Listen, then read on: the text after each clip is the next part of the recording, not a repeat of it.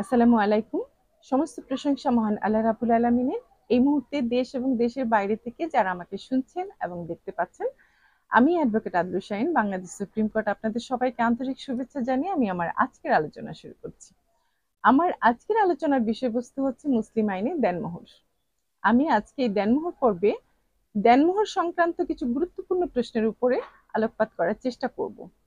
দেনমোহরটা আসলে কি?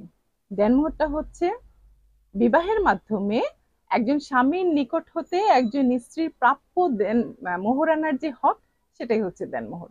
সাধারণ ভাষায় বলতে গেলে একটি বৈধ মুসলিম বিবাহ চুক্তি সম্পাদন ও রেজিস্ট্রেশন করার সময় একজন বিবাহ চুক্তির অত্যাবশ্যকীয় শর্তানুসারে একজন স্বামী কর্তৃক তার স্ত্রীকে কিছু অর্থ অথবা কিছু মূল্যবান সম্পত্তি প্রদান করাকে বোঝায়।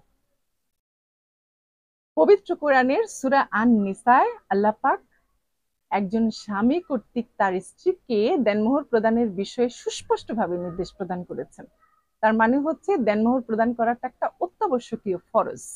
একজন মুসলিমের জন্য নামাজ পড়া যেমন একটা ফরজ বিষয়, তেমনি একজন মুসলিম স্বামীর জন্য তার স্ত্রীর মোহরানার হক আদায় করা তেমনি একটি ফরজ কাজ।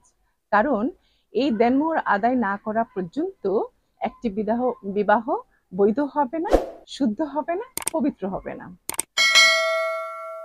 দেনমোহর সাধারণত কয়েকটা কারণে প্রদান করা হয়ে থাকে।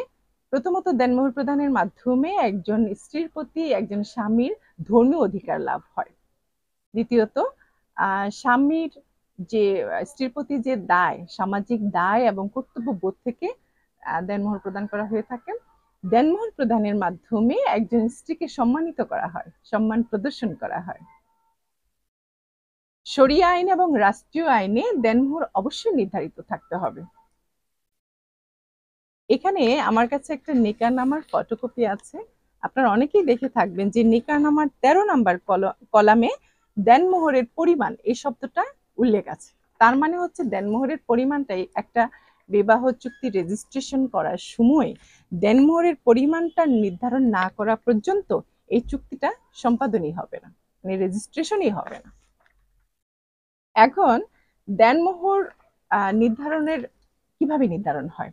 দেনমোহরটা সাধারণত নির্ধারণ হয় একজন স্ত্রীর রূপ সৌন্দর্য, তার শিক্ষাগত যোগ্যতা, তার ব্যক্তিগত যোগ্যতা, তার বংশমর্যাদা, তার পারিবারিক স্ট্যাটাস, তার পরিবারের অন্যান্য যে নারী সদস্যরা আছে তারা কি পরিমাণ দেনমোহর পেয়েছে, এই সমস্ত বিষয়বস্তু পাশাপাশি একজন স্বামীর শিক্ষাগত যোগ্যতা, তার বংশমর্যাদা, তার পারিবারিক স্ট্যাটাস, তার অর্থনৈতিক অবস্থা, তার ইনকাম সোর্স, এই দুইটাকে ব্যালেন্স করে একটা বাস্তব এবং যৌক্তিক দেনমোহরকে নির্ধারণ করার ব্যাপারে নির্দেশনা দেওয়া আছে।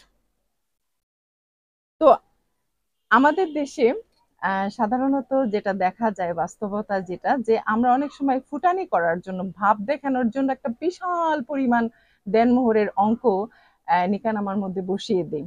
কারণ আমাদের ইন্টেনশন থাকে হচ্ছে এটা হচ্ছে দেখানো, লোক দেখানো, একটা লৌকিকতার বিষয়। কিন্তু পবিত্র কোরআন হাদিস এই ব্যাপারে, এই লোক দেখানো দেনমোহর নির্ধারণের ব্যাপারে এটাকে নিন্দা জানানো হয়েছে এবং নিরুৎসাহিত করা হয়েছে। শরিয়া আইনের বিধান অনুযায়ী দেনমোহরটা এমন হওয়া উচিত যেটা একজন স্বামীর সামর্থ্যের উপরে ডিপেন্ড করে, যেহেতু স্বামীকেই পরিশোধ করতে হবে, এমন হওয়া উচিত যাতে স্বামী সহজেই এই দেনমোহরটা পরিশোধ করার ক্ষমতা রাখেন। এমন এত অতিরিক্ত হওয়া উচিত না যেটা স্বামীর জন্য পরিশোধ করার আগ্রহ থাকলেও কোনো সুযোগ না থাকে, কিংবা এত অল্প পরিমাণও হওয়া উচিত না যেটার মাধ্যমে একজন স্ত্রী তার সামাজিকভাবে তার মর্যাদা ক্ষুণ্ণ হয়, অথবা তার দেনমোহরের প্রাপ্তির মাধ্যমে তার যে সামাজিক নিরাপত্তার বিষয়টা নিশ্চিত হয় সেটা বিঘ্ন না ঘটে। দেনমোহরের পরিশোধের সময় অনুযায়ী, আমাদের দেশে দেনমোহর এর পরিশোধের সময় অনুযায়ী দেনমোহর হচ্ছে শরিয়া আইন বা রাষ্ট্রীয় আইনে দুই ধরনের। সেটা হচ্ছে তাৎক্ষণিক দেনমোহর এবং বিলম্বিত দেনমোহর। এখন এই তাৎক্ষণিক দেনমোহর এবং বিলম্বিত দেনমোহরের বিষয়টা নিকাহনামার 14 নাম্বার কলামে বলা আছে। যে এখানে বলা আছে যে দেনমোহরের কি পরিমাণ মুআজ্জল এবং কি পরিমাণ মুআজ্জল, এটাই হচ্ছে তাৎক্ষণিক এবং বিলম্বিত দেনমোহরের আরবি শব্দ। তো তাৎক্ষণিক দেনমোহরটা কি? তাৎক্ষণিক দেনমোহরটা হচ্ছে যে তৎক্ষণাৎ পরিশোধ করা, মানে বিবাহ চুক্তি সম্পাদনের সঙ্গে সঙ্গে পরিশোধ করা, অথবা স্ত্রী যখন চাইবে তখনই স্বামী দিতে বাধ্য থাকবে, সেটাই হচ্ছে তাৎক্ষণিক দেনমোহর। আর বিলম্বিত দেনমোহরটা হচ্ছে যখন তাৎক্ষণিকভাবে দেনমোহর পরিশোধ করা না থাকে, সেক্ষেত্রে যদি কোনো নির্দিষ্ট সময়ের কথা উল্লেখ থাকে যে ওই সময় পরিশোধ করবে, অথবা নির্দিষ্ট একটা ঘটনার উল্লেখ থাকে যে ওই ঘটনা ঘটার পরে দেনমোহরটা পরিশোধ করা হবে, এবং যে ক্ষেত্রে সময় বিষয়টা উল্লেখ না থাকে সেক্ষেত্রে স্বামীর সঙ্গে বিবাহ বিচ্ছেদের সময়, অথবা স্বামীর মৃত্যুর পরে, অথবা একজন স্বামী তার স্ত্রীর অনুমতি ব্যতীত একাধিক বিয়ে করলে সে সময় মেয়েরা এটা পাওয়ার হকদার হয়। এখন তাৎক্ষণিক দেনমোহর যদি কিছু পরিমাণ সঙ্গে সঙ্গে পরিশোধ করা হয়, তাহলে সেই বিষয়টা কাবিননামা বা নিকাহনামার 15 নাম্বার কলামে উসুল হিসেবে দেখানো হয়ে যায়। দেনমোহর মওকুফের বিষয়ে বলছি যে দেনমোহর মওকুফ হবে কিনা। সাধারণভাবে আমরা জানি যে মানে আপনা আপনি কোনো কারণ ছাড়াই এমনি এমনি রাষ্ট্রীয় আইন বলেন বা শরিয়া আইনে বলেন দেনমোহর পরিশোধের কোনো বিধান নাই। তবে একজন স্ত্রী চাইলে খুশি মনে সন্তুষ্ট চিত্তে ভালোবাসার নিদর্শন স্বরূপ তার স্বামীর তার নির্ধারিত দেনমোহর থেকে আংশিক অথবা পরিপূর্ণভাবে দেনমোহর মওকুফ করে দিতে পারেন।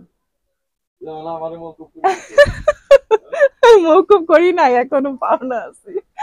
তো যাই হোক, এখন এই যে সন্তুষ্ট চিত্তের একটা ব্যাপার আছে, সেই বিষয়ে আমি স্বামীদের সচেতনতার জন্য একটা কথা বলতে চাচ্ছি। সেটা হচ্ছে যে একজন স্ত্রী আপনার সাথে সুসম্পর্ক বজায় আছে এই অবস্থাতে একজন স্ত্রী আপনাকে খুশি মনে বলল দেনমোহর পরিশোধ মওকুফ করে দিলাম, কিন্তু পরবর্তীতে যদি আপনার সাথে তার সম্পর্ক খারাপ হয় এবং স্ত্রী যদি দেনমোহর দাবি করে, সেক্ষেত্রে কিন্তু আপনার প্রমাণ করার কোনো সুযোগই থাকবে না যে সে ইতিপূর্বে মওকুফ করে দিয়েছিল। তো এক্ষেত্রে পরবর্তী ঝামেলা এড়ানোর জন্য উপদেশ হচ্ছে মানে পরামর্শ হচ্ছে যে একটা যথাযথ ভাবে লিখিত একটা ডকুমেন্ট যদি থাকে আপনার কাছে যে স্ত্রী আপনাকে দেনমোহর পরিশোধ মওকুফ করে দিয়েছে, তাহলে পরবর্তী ঝামেলাটা আপনি এড়াতে পারবেন সহজেই।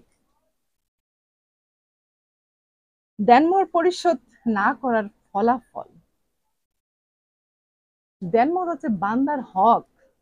একজন স্ত্রী তো বান্দাই, বান্দার হক। বান্দা নিজে মওকুফ না করলে আল্লাহ পাকও মওকুফ মানে হক মওকুফ করতে পারেন না। তো সেক্ষেত্রে রাষ্ট্রীয় আইনে এবং শরিয়া আইনে দেনমোহর তো আপনাকে অবশ্যই অবশ্যই পরিশোধ করতে হবে।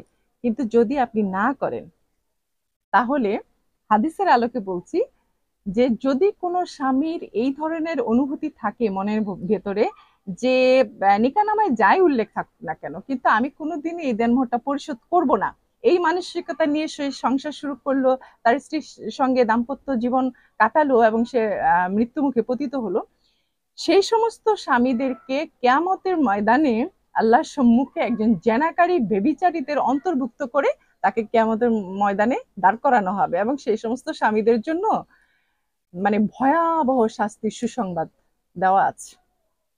আর সেটা তো গেল শরিয়া আইনের ব্যাপার, আল্লাহর আইনের বিষয়। আর রাষ্ট্রীয় আইনের যে বিষয়টা সেটা হচ্ছে যে দেনমোহর তো আপনাকে পরিশোধ করতেই হবে। যদি আপনার স্ত্রী আপনার কাছে দেনমোহর দাবি করেন, আপনি যদি সেটা পরিশোধ করতে অস্বীকার করেন, সেক্ষেত্রে রাষ্ট্রীয় আইনে একজন স্ত্রীর অভিযোগের ভিত্তিতে আপনার জেল জরিমানাও হতে পারে। তো আজ এই পর্যন্তই। আমি আসলে দেনমোহর পর্বটা অনেক বড়, সেজন্য দ্বিতীয় একটা পর্ব করেছি। দ্বিতীয় পর্ব দেখার আমন্ত্রণ রইল। আমার সঙ্গে থাকার জন্য ধন্যবাদ। আসসালামু আলাইকুম।